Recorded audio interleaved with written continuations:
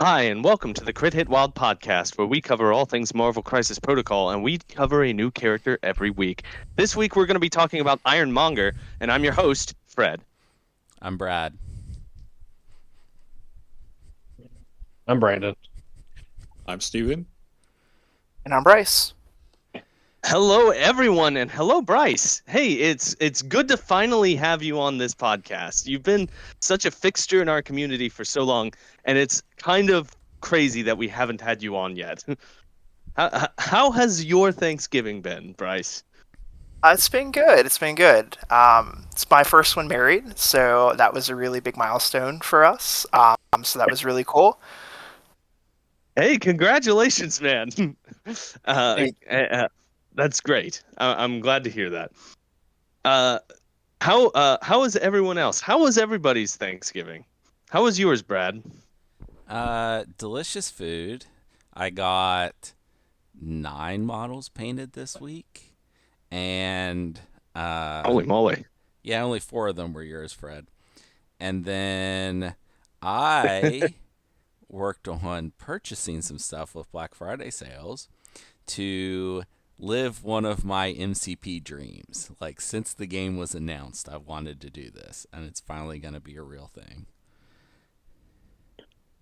Are you willing to share with the class, or are you just gonna Oh, yeah, sure. have it be a surprise later? I got stuff to do a Xavier Mansion table where the mansion sits right off the bat and then you play in the front yard. Okay, that actually sounds really cool. I ordered a mat, I ordered some Is it- terrain. It's going to be awesome. All right. I wish he Well, wouldn't I have told look him, and then he could have showed up at an event and been like really confused. This is table 1, and it's just the Xavier school front yard. That would be pretty cool. It'll be cool. All right. even if Well, it's not a how was surprise your for me. Thanksgiving? It certainly will be very cool. Brandon, how was your Thanksgiving? It was good. I went to my friends, hung out, ate some food, watched some movies. How was your Thanksgiving, Fred? Was it your first one married too?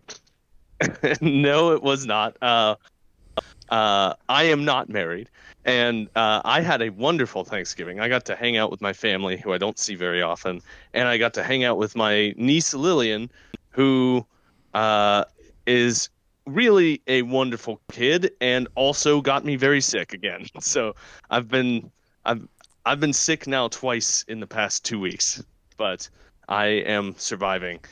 Uh, Steven, how was your Thanksgiving? Well, it was pretty good. I did some, no surprise to anybody, traveling. So I went to Yeah, that's see, on brand. yeah. I went to see my old boss down in Naples, Florida, and because he didn't have anybody to come down there, so we just did the bachelor thing, and it was pretty good. I just got home earlier this morning, so everything worked Okay. out. Well, for those of you who are outside of the United States, we just had Thanksgiving holiday, and it's one of my personal favorites. But that's not here. That's not important to the podcast. So let's instead start talking about things that are MCP related. Let's begin by talking about upcoming events. So coming up on December the 6th, there's a tournament at Round Table Games. And oh boy, this where is Round Table Games? I don't have it written down in my little thing. It's in Is it Dublin, Ohio, which is a suburb Dublin? outside of Columbus. Dublin, Ohio. I knew it was Columbus related, but I didn't want to say Columbus. Okay, so it's in Dublin, Ohio. There's a little bit more information than what I have said in the past. The event is going to be a standard challenger event using the new rules from the November update. Uh, it's a pretty casual tournament, and it's just a chance to cram a bunch of games into one day. Uh, Also, something interesting that I found out about Roundtable Games is that they have several store cats that hang out in the store, and that is amazing. That makes me want to go there. Unfortunately, I won't be able to. I will. Oh, so one more go important ahead, thing Brad. that you should know if you're going to the tournament is they would like, what was it, canned food donation? Is that what it was? No, it's an entry. They want an entry fee of one unwrapped toy with a value of at least $10, and there should be some prize support to go along with that. The reason for that is that the events in December that Roundtable do, they like to have them be charity events. So if you are coming to that event, bring a $10 or an at least $10 unwrapped toy. That is very cool. I like that they do that. Okay, then coming up on December the 11th, there is a demo day in Lost Legion Games and Comics. This is our local store, and this is a Thursday, so this is going to be like in the afternoon or evening, probably later than 5. Do you want? Is it 6 o'clock? Is that about when this will probably start? 6 to 8. Okay, so this is an evening demo day. But if you know of anyone who is interested in playing MCP and who is in the South Charleston area, send them on over. This will be a good way for them to learn how the game works. It'll be just a simple run through, trying to give the bare bones of how the game functions and try to get people bit by the bug of MCP. And I like being a part of demo days, but I will not be able to be at this one, unfortunately. I will be in Marietta during this time. Then, coming up on the 20th of December, there is a tournament at Lost Legion Games and Comics. This is just going to be a small local event. It's not going to be a major tournament, but we always like seeing people. So if you travel, this is also close to Christmas, so we'll see. But I look forward to this event. I should be here for this event. Then you should, Fred. You should register, Fred. You're right. I should register. Okay. Well, that's it for upcoming events in December. Let's move on to MCP news. I believe the only Fred news. Talk about the events in January. Come on. Oh, we have more to discuss. Let's talk about January then. All right. Well, then let's talk on January the 8th. That is a Thursday. There is another demo day at Lost Legion Games and Comics. This one I will very likely be in attendance to help run games for people. And it's going to be the same deal as the other one. It's going to be small, just bare bones gameplay, trying to get people to understand how the game works and how fun the game actually is. Then, all right, what are the other dates in January? So I don't have them marked down in my calendar. The 24th at Old School Gaming. That's sold out, but... Oh, the 24th at Old School Games. This is the Toledo... qualifier. This is the Toledo Appalachian Cup qualifier. Yes. And so and it is completely sold out. So if you do not have tickets, then you will not be going. But there is a wait list enabled. I did enable a wait list for the event. Actually, that one of the Dan put me as the co-TO for it. So the wait list I think is 3 deep right now. If you get on the wait list, there will likely be drops. I mean, the event is still like a couple months away, really. So just in the event there are Daniel, Daniel did mention the last time he was on here that drops are likely, but I myself am not going to be going because I can't just travel to Toledo and then hope that somebody drops to give me a spot. But if you are in the vicinity of Toledo, Ohio, head on down, and even if you don't have a spot currently, you might get one. All right. And I'm going to throw it now over to Bryce. Bryce, are there any other events that you would like to call out? Yeah. So for those that don't know, I'm Bryce. I think it was originally regional director. Now I'm just the head of the Appalachian Cup. That's my fancy title that I've given myself. Hooray. So we have 3 more events coming up for the Appalachian Cup, which is our regional qualifiers that we do throughout West Virginia, Ohio, and Western PA. We've had, I think, 5 events so far with like 38 players, so 38 unique players. So that's pretty cool. The Toledo one has like 20 coming up, but then we have an event in February at Lost Legion in Charleston, West Virginia. That's going to be run by Brad. Brad, do you know the exact date on that? Yeah, I can tell you in just a second. Let me pull up a calendar. It is going to be February 21st. So February 21st will be kind of the start of, or January 24th, I guess will be the start of kind of our final last chance qualifiers throughout the area. So Toledo on the 24th. One more time for me, Brad. February. I'm so bad with dates. February 21st. And then on March 21st will be, or I'm sorry, March 14th will be the next Akron Brew Brawl, which will be our last chance qualifier as well.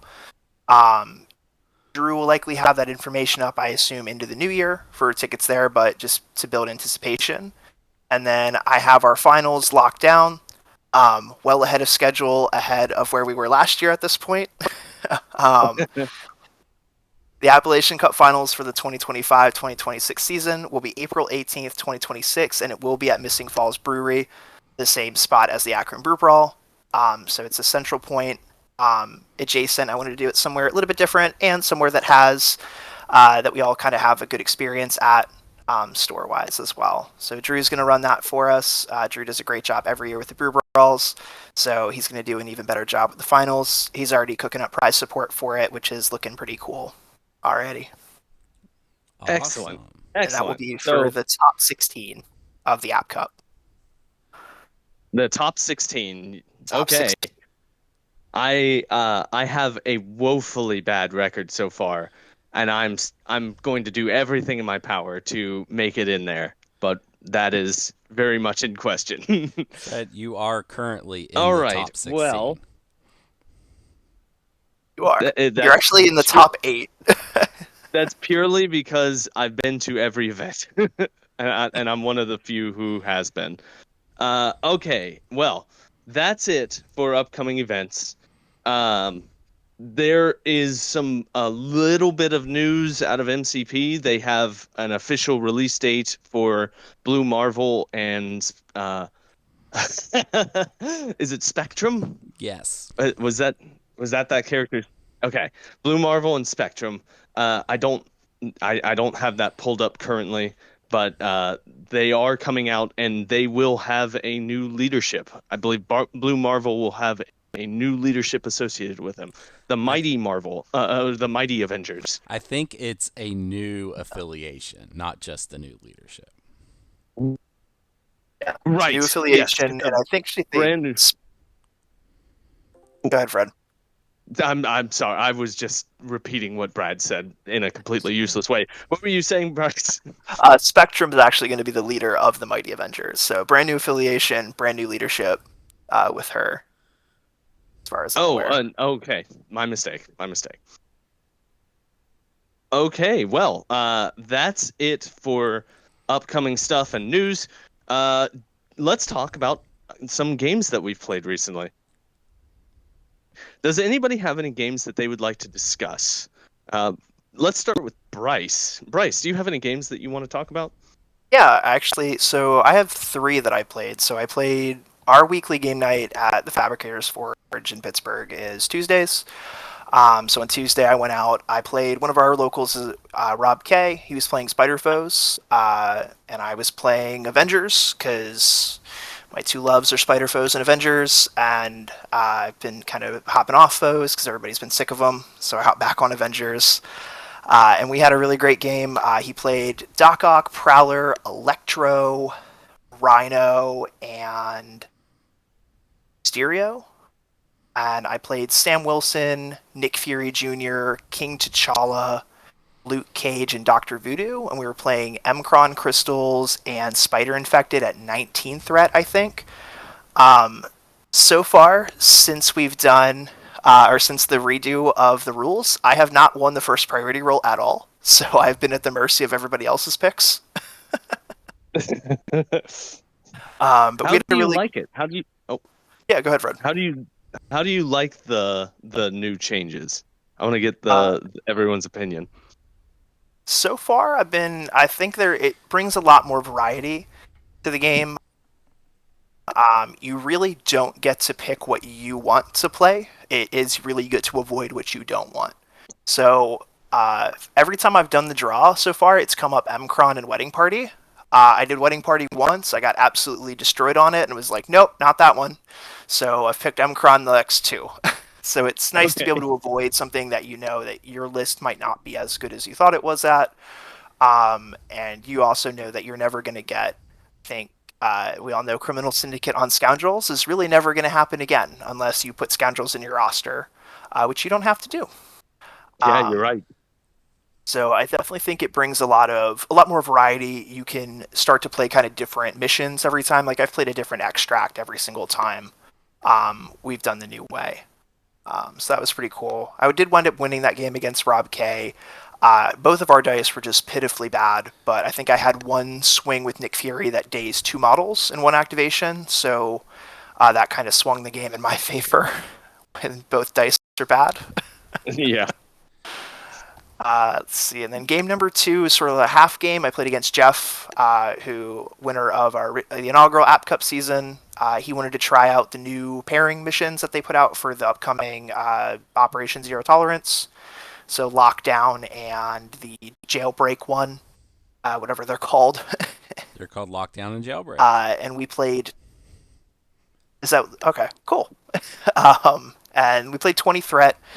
He was playing Brotherhood, and he played Mystique, Blob, Exodus, Toad, and Quicksilver, I think.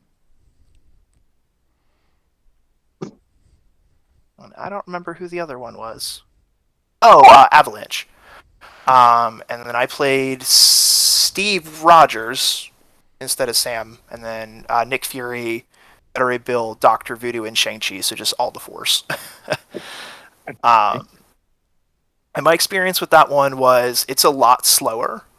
So for those who really like the slower aspect of the game where attrition can start to build up over the course of a game, I think that if they model Operation Zero Tolerance in the same way that all of these are, I think the slowness of the game will come back in a very healthy way, as opposed to when Gamma and Demons were around and, you would end the game 6-5. I don't think that's going to happen anymore because you can still score points. But the attrition will help build up and the games will go a little bit longer. We wound up calling this game so that we could have one of our other guys who had come in, who hadn't been in a while, got to play. And we wound up calling it, we were like 10-10, it was like round 4. So the game was definitely going to go into at least round 5, possibly even round 6, which is rare these days. Yeah, especially with how fast these games tend to go. I like that. I like your take that they're trying to bring attrition back into the game in a competitive sense, and trying to do it in a way that doesn't feel bad. Like, I am a noted Demons and Gamma hater. I tried the Thanos thing at 15, couldn't stand playing it. Tried a lot of the 15 combos and just never got... The attrition's not my jam. I'm a scenario player at heart. But I understand that attrition has a place and should have a place in the game. And I just hope I hope these Crisis bring it back in a way that makes it fun for everybody to experience again. all right. And did you say there was A Yeah, third game? I did. I played another game actually yesterday. I played against Brian, who's another one of our locals. We played Avengers and Midnight Suns on Mkron Crystals and Hammers on 18 threat. He played Elsa Bloodstone's leadership, which is actually, I think, the first or no, second time I've played against it. Mostly because I haven't gotten to play less in a while. Who's been on Elsa for a minute. He played Elsa, Ghost Rider, Frankenstein's Monster, Wong, and Man-Thing. I played Sam, King T'Challa, Spectacular Spider-Man, Doctor Voodoo, and Luke Cage. And then we had a really good back and forth. His Siege of Darkness turn kind of missed, unfortunately. So I wound up kind of being able to kind of not run away with it, but I managed to run to the corners at the end of the game to pick up the victory there. So, and again, the way that you get to pick the missions now, I really enjoy. I continue to lose priority with it. So we picked Brian Secures and flipped Mkron and Wedding Party, and I don't want to do Wedding Party again, so we're going to do Mkron. And it's just interesting with you're going to draw your fourth and your fifth best extracts, it feels like a lot. You're not going to draw the ones that you want. And even if you do, your opponent isn't going to put you on them. Like, they're going to pick the one that they like. Like, Brian really likes Hammers, likes the Up the Attrition. I think Midnight Suns tend to like to Up the Attrition. So it's just something you have to plan for when you're building your roster now. Absolutely. All right. Well, thank you, Bryce. Brad, do you have any games that you've played recently that you want to talk about? We normally meet on Thursdays, and of course that was Thanksgiving, so I moved it up to Wednesday because that's when people told me that they could make it. Not Fred. Fred's off the hook. And then the only person to show up with me is Memphis. So Memphis and I played 3 games. He was playing X-Force in all of his games. And so I changed rosters every game and regretted not bringing Sentinels because I really wanted to play Sentinels by the end of the night. The first game, I played Hellfire Club against his X-Force. I believe I won this game, but I don't remember for sure. And I think dice were pretty normal on both sides of the table, which is unusual playing Memphis. And Hellfire Club continues to feel better with Emma's change than it previously did. Then I played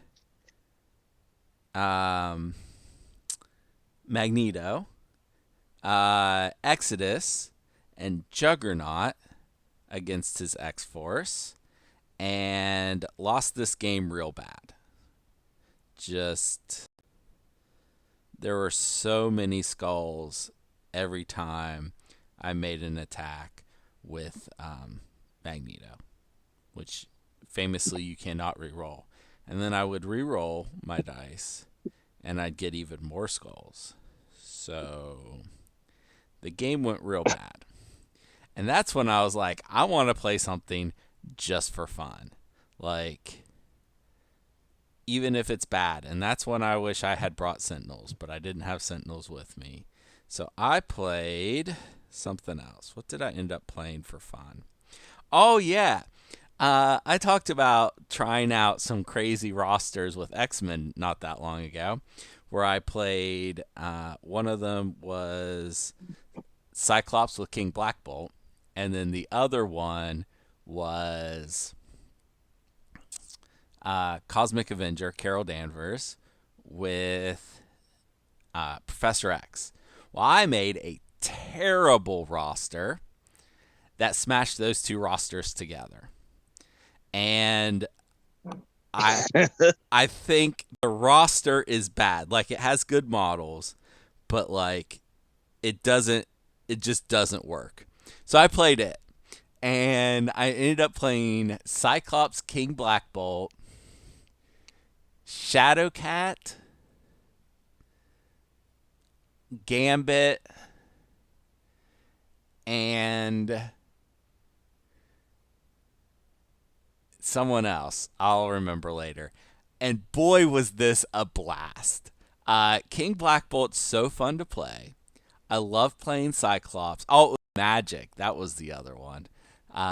Which Magic's in the roster to play with Professor X and Carol Danvers, not to play with Cyclops. But this was so much fun. It was Infinity Formula, and I don't remember what the extract was. Maybe Hammers. No, it couldn't have been Hammers because there's a middle one. I don't know what it was. And I had a blast. It was so much fun. I ended up winning this game like 19-9 or something like that. Man. And it was, yeah, at the end, Memphis is like, I thought this roster was bad. I was like, the roster's bad. I didn't say the models in the roster were bad. The roster as a whole does not work. But it was a ton of fun and kind of makes me want to play more Cyclops, actually. So we'll see if that happens. I mean, he's your guy. And he may have more and more of a spot in the... Yeah. He may have more and more of a spot in the game because he seems to be getting into a better and better place.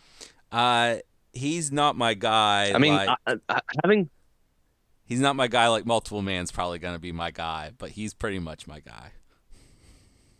Oh, okay, yeah. Well, when he comes out, he can be in every roster you play.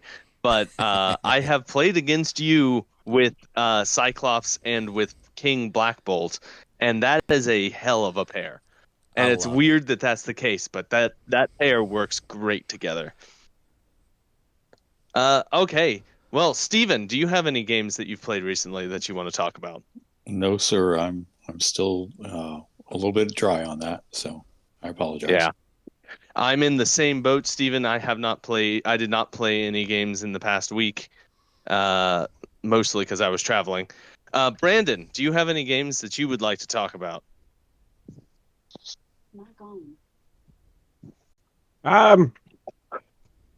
Not particularly. I played some games, but honestly, they were a couple weeks ago, and I don't have too much memory of them. Okay. I think they were both against me. I played 2 against you, and then 1 against Memphis. Okay. Yeah. But yeah, I already talked about the 2 that we played. Yeah, and the other one, Memphis just diced me into oblivion, so... As he'll do. There's a lot of that going around against you. Yeah. So. I did it too. All right, well, let's move on to the... we're going to do a recalibration matrix today. So when we get when we grade a model, and sometimes they change the model, they errata the model, sometimes we are just completely wrong about our grade. And when that happens, we like to go to the recalibration matrix where we can change how we've graded models in the past. And today we're going to be talking about the Sentinel Mk4. Okay, well, let's discuss this guy.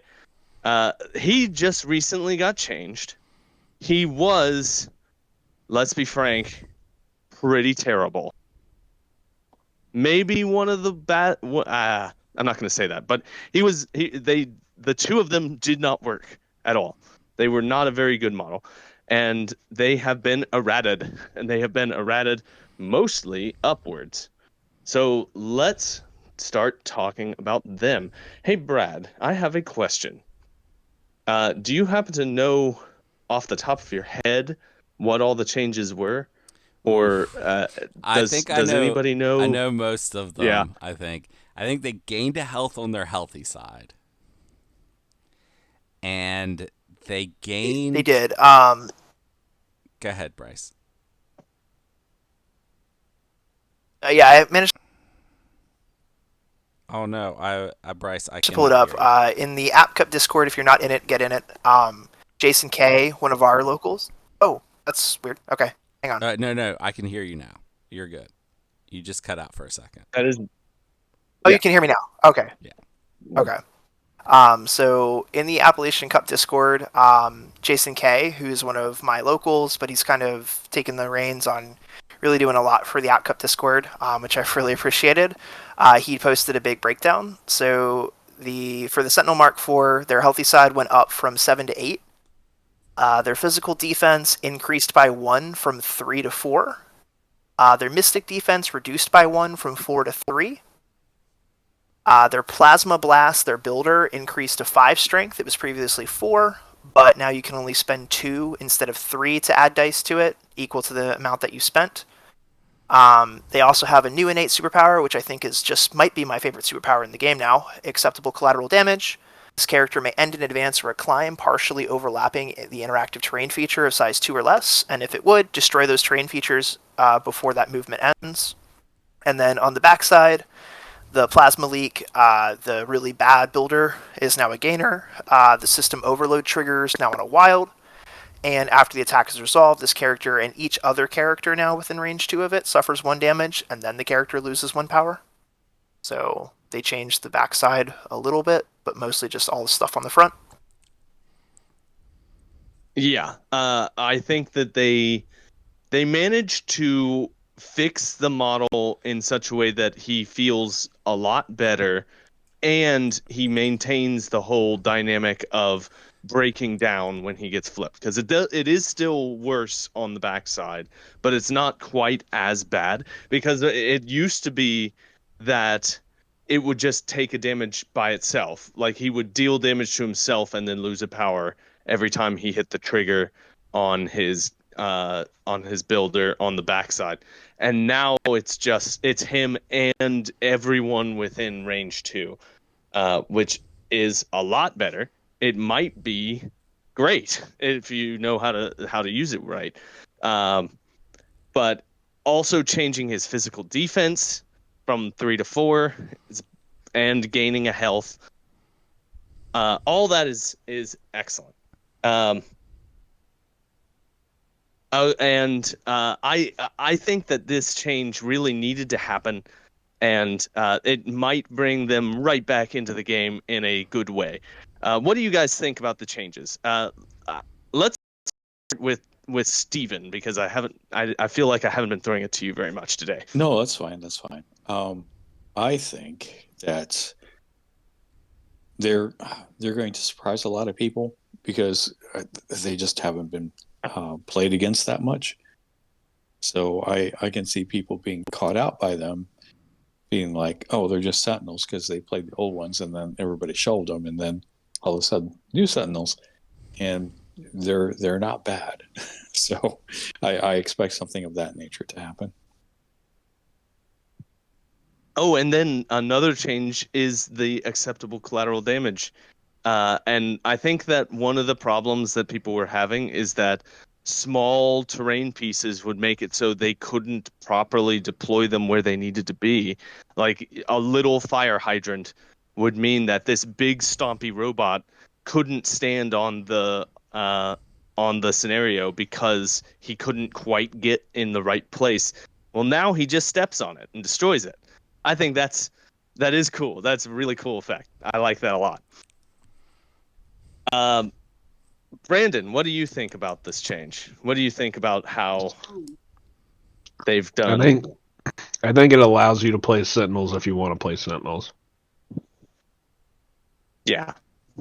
Yeah. How about you, Brad? What do you think about this? Well, Brandon kind of hit the nail on the head. I don't think they're like amazing, although some people in our larger community are very excited about them. But I do think that they are now playable. Like, this went a long way towards letting them see on the table. And there are people, Dawn, I know you're listening, who were rocking them before and are probably very excited about these changes. So I'll be glad to see them. Oh, yeah. I said earlier I was looking forward to trying them again.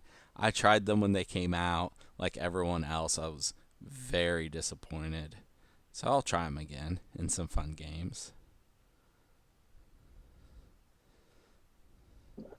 Okay, and Bryce, what do you think about the changes? Yeah, so as Brad said, Don had been rocking them for a while. Chance actually just won an event with them not too long ago too, which he played Webs in the finals, which Sentinels always were weirdly good into Web Warriors and weirdly terrible into X-Men, Yep. even though they're supposed to be X-Men hunters. But I think with these changes now, I think they're a lot better into more of the meta. I also think with the changes to throws and how those work, they are way better off, and that extra defense really is going to help them not just die to everything physical, because the majority of attacks in the game are physical, so that extra defense die is going to go a really big way for them. I also think just with the changes overall to also Prime, I think that, yeah, they're just a much more fun faction to play, and I think people are going to be a lot less disappointed when they get to fight or get to play against big stumpy robots. Yep. All right. So I don't remember what score I gave to the Sentinel Mk4 the last time that we did them. We did them quite a while ago. I think more than 2 years ago. So I'm gonna say that I think that the new iteration is at least a B plus.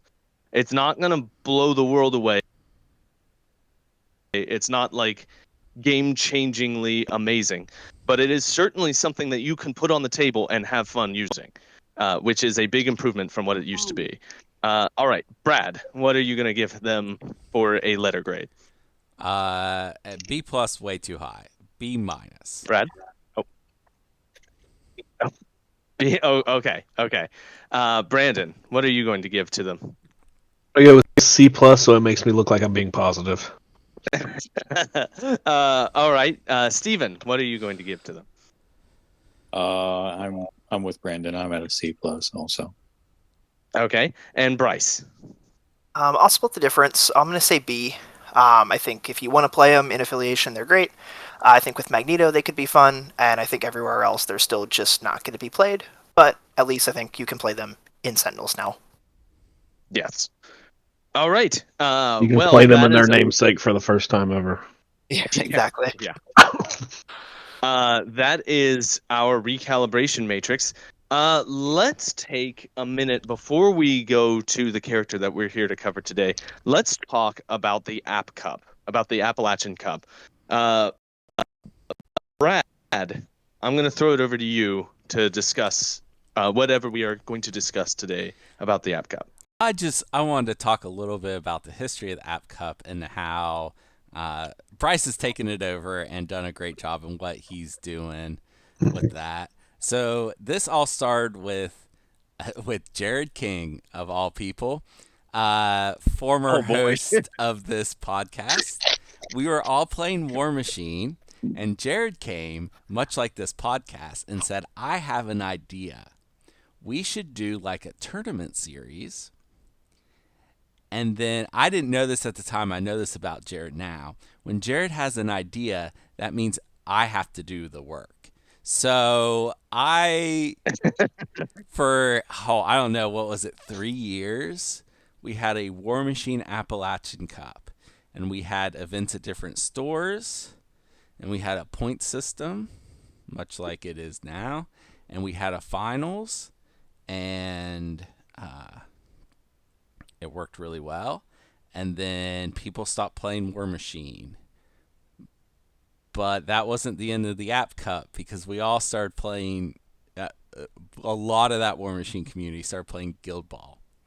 And so we moved the Appalachian Cup over to Guild Ball, and I had a lot of help in that era from Jason, who also ran some MCP tournaments for a while, and Bob in Pennsylvania. He actually found a brewery up there to host the finals in every year, which is really cool. And we did that for 2 or 3 years, and then COVID hit, and we couldn't do it. We couldn't have a finals that year. And then Steamforge killed Guild Ball, just in time for MCP to come out, and did not want to put a big tournament series on my shoulders again. But then Bryce was asked to do a regional thing, and then it didn't go beyond the regional thing, unfortunately. And he decided that he was going to do his own thing. And I told him he should call it the Appalachian Cup. And that's where Bryce takes over.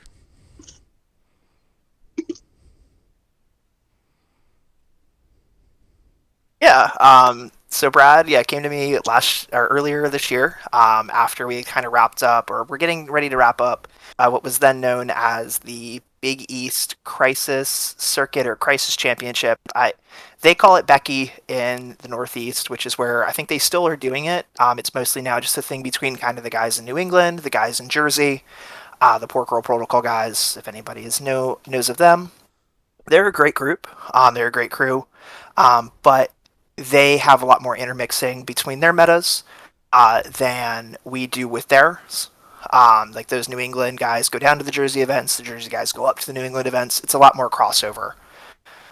Whereas where our region was, we're a little bit more kind of locked in to where we are. We have people who do travel, but really it is only regionally. So I wanted to really put the emphasis on the region rather than trying to blow it up to this big thing.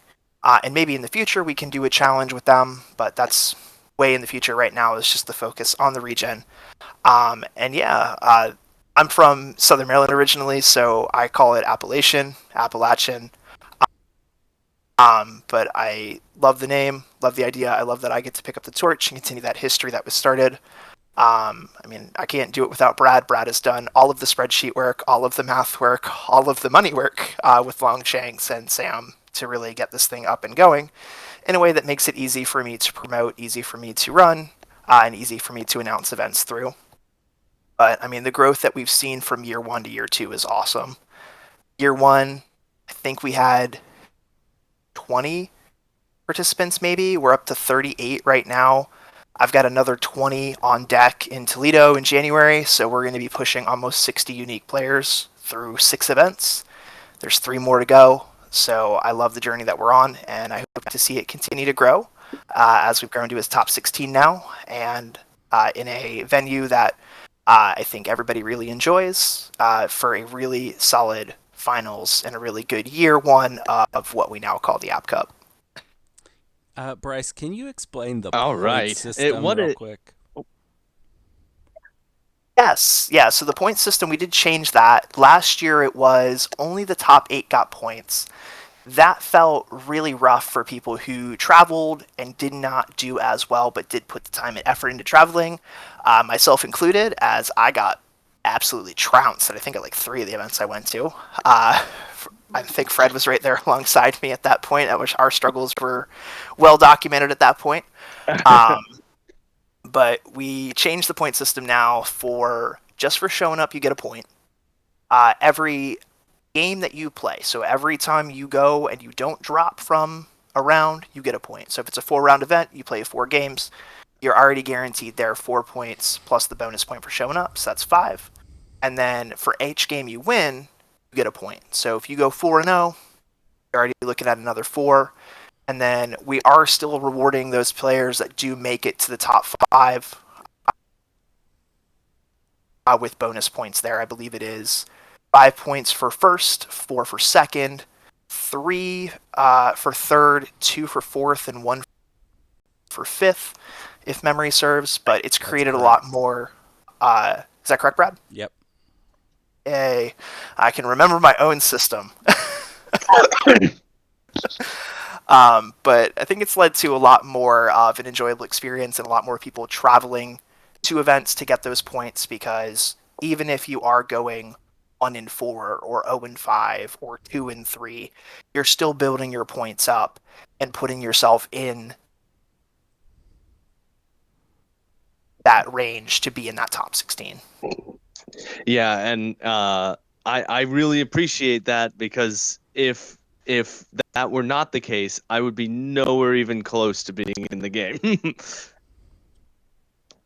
I've been on quite the losing streak again this year, and I'm still in it. Mostly through just sheer determination to show up to as many events as possible. All Which right. is that's what the App Cup's all about. I think it's not just an event for the top competitive players or the people who are riding these hot streaks. It's for everybody who wants to come out and get games in against people they don't normally play. Okay. Well, it's I really like participating in the Appalachian Cup, and I want to say a personal thank you to both Bryce and to Brad for helping to organize it. It is a lot of fun, and I look forward to these events every time. All right. Well, let's move on to the character that we are here to cover today. That character being Iron Monger, otherwise known as Obadiah Stay. Yeah, I was having trouble reading Obadiah. Obadiah Stain. His defensive stats are 3, 3, and 3. It has 6 stamina on the front of his card, but only 5 stamina on the back of his card. He is a threat value of 3, a size 4, and a movement speed slow. He's also on a medium base. Nope. And we don't know what affiliations he is going to work for. Fred, do we know what his affiliations are? A large. He's base. on a 65 millimeter base, which is the largest base. Large base. Oh, okay then. Never mind.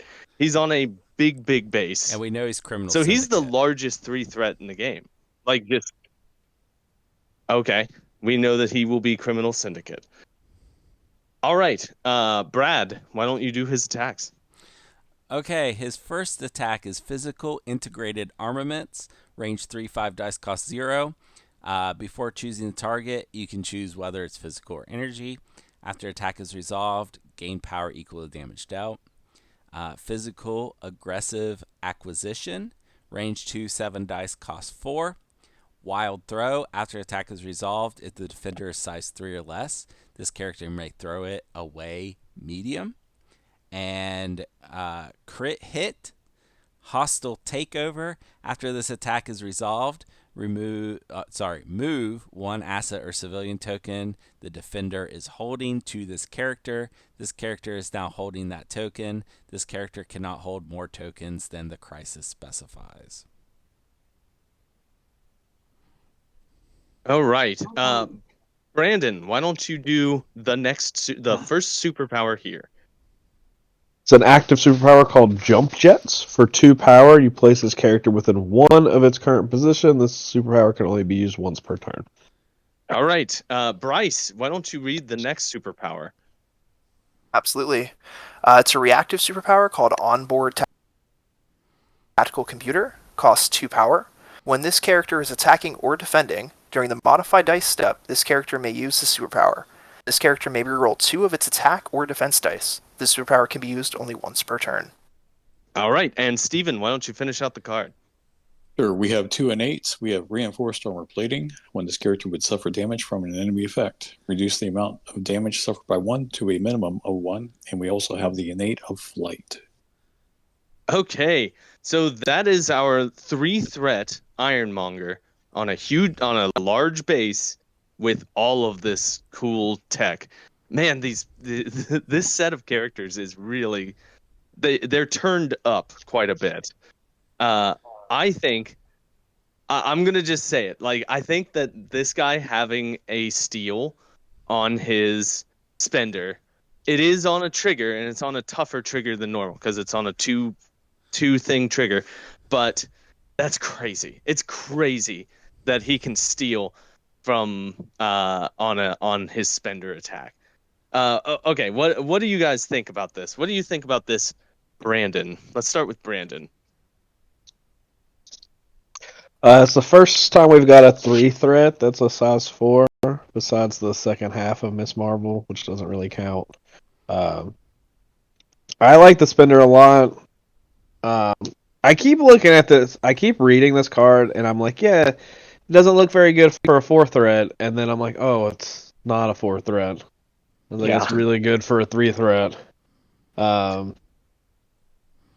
The place within 1, I think, is good enough on a large base. Like, that's still really relevant as someone who's played Midnight Suns a lot. Getting to bump a large base feels like you just moved. So I think this model is going to see a lot of play inside of Criminal Syndicate, which has had a weak spot at 3 for a while. Yeah, And at depth at 3. This guy, if you were still playing Kingpin, how much would this guy be at the top of your list? It would make it to where I wanted to play. I'd have 2 3s I wanted to play in every game. It would make it to where I had a core of 14, and I'd be 5 wide at 14, and they would have a core at like your 16. Like the 16 I would play would be Kingpin, Shadowland, Ironmonger, Black Cat, and Bullseye, and just go on from there. Yeah. Bryce, what are your thoughts here on Ironmonger?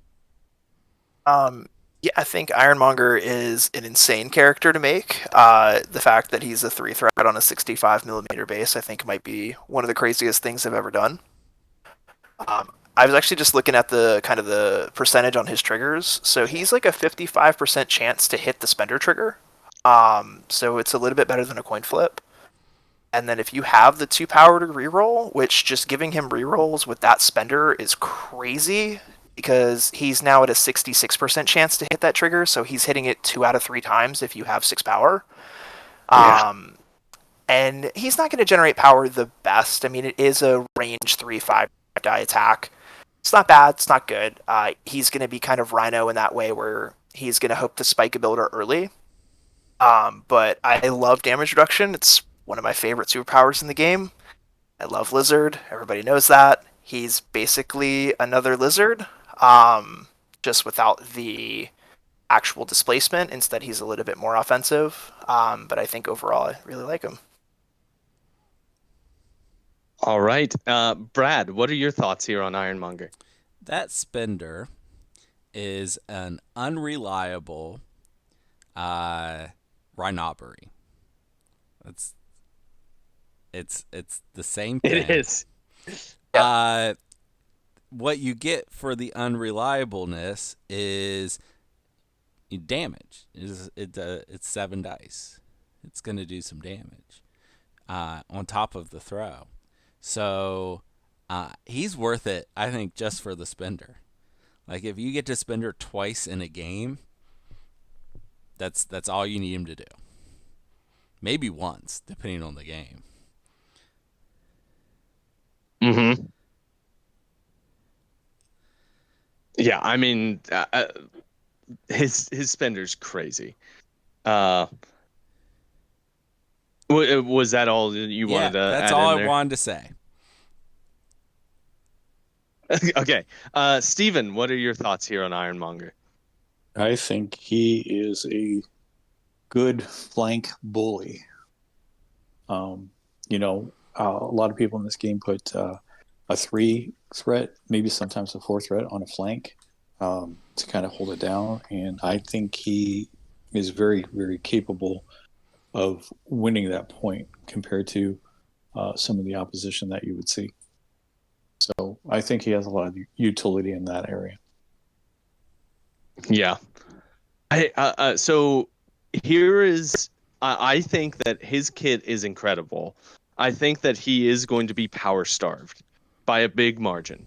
And you're going to want to play him. I don't know what affiliations, aside from Criminal Syndicate, he's going to have. Probably A-Force. You're going to want to play him in an affiliation. Probably A-Force? Wait, really? No, Fred. No. Probably not A-Force. You're going to want to play him in an affiliation that can feed him power in some way. But he is an Inhuman, though. Other than that, he's outstanding. Okay, sure. Yeah, okay. Other than that, he is outstanding. Like, he has damage reduction, and defensive and offensive rerolls, on top of having the spender that is crazy. A small added benefit of the spender, I think that this spender and Black Cat's superpower are the only things in the game that take an asset and put it on the character that's doing it. There may be one other. I can't remember. Enchantress, Forgot right? Enchantress, yeah. Enchantress. That's it. Can I borrow that? Also does that with Quicksilver. Oh yeah, you're right. That's not on Quick, this card. I got So effectively, Fred was really wrong. Well, but my point stands that that's a very good effect. It like gets around the shield, the whatever his name is, Nick Fury Jr.'s grunts. It gets around Black Widow 4 threat.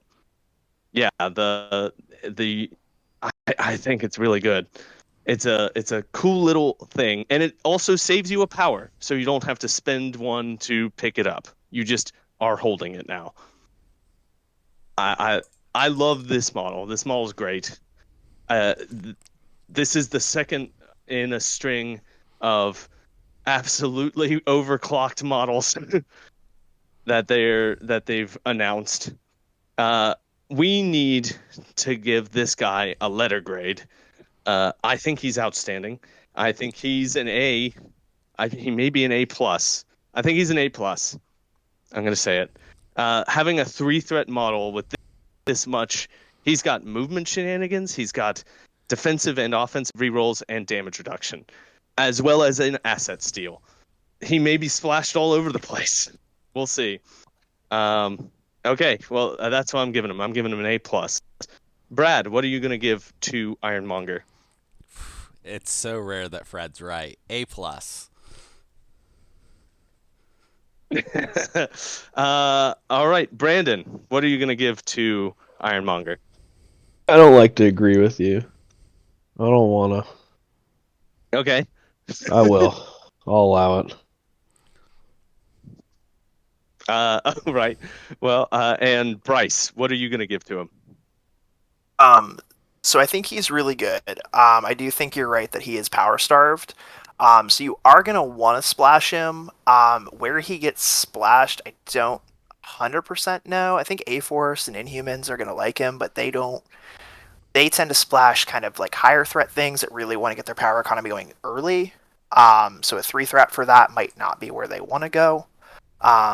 For me, I have him as a B plus. An A for me is like you are going to splash this model in every roster, like, but I don't know if he's going to get splashed there, because the thing that he doesn't have that a lot of lists want is he doesn't have reliable control. He's got 4 power for a throw. I think character displacement is going to be really important, and having it on a 3 threat where he only has it maybe once or twice per game, I think is going to be tough for him. So for me, B plus. All right, that's perfectly fair. And Steven, what are you going to give to him as a letter grade? I'm at a B plus because we haven't seen a tactics card for him as of yet, so that could definitely alter his play style. Also, I like to remind people that I just did the measurements, and like on a flank C, he can move once, fire at somebody who's on that flank. And if he gets a power, he can then hop and be on the point. So that's a very good play for him. Yep, that's a great play. That's outstanding. So I think he's a good bully. So I think you're right. I also forgot, like, I didn't bring this up when we were discussing him. The fact that he can change his builder between energy and physical, that's just cool. That's just a cool little thing. It's really handy. All right. Well, that was Ironmonger. Hey, Brad, do you have any comic books that feature Obadiah Stane? I do. I'm going today recommend Iron Man, Volume 1, 163 through 200. This is by Denny O'Neil, one of my personal favorite writers from this time. And art by Mark Bright. And this is Obadiah Stane's first appearance, all the way up through him donning the armor and becoming Ironmonger. Stane is mostly a business rival of Tony's for this run. So there's a lot of corporate intrigue between Stane and Tony Stark. While Iron Man and War Machine fight other people. And then at the very end, in issue 200, Stane finally puts on the suit and becomes Ironmonger. And I could not recommend any other comics to you because that's every comic that Obadiah Stane has shown up as a living person.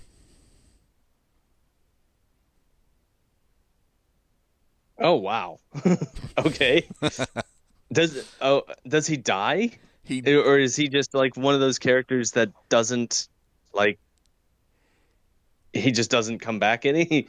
He puts on the suit in 200. I think the word you were looking for is doesn't matter. He puts on the suit in 200 and dies by the end of the issue. They made a character for MCP that has been in one comic. He was in a movie. He was in the movie, which is why he's in the game. He was in the movie. He was in a movie that everybody is the loved. case.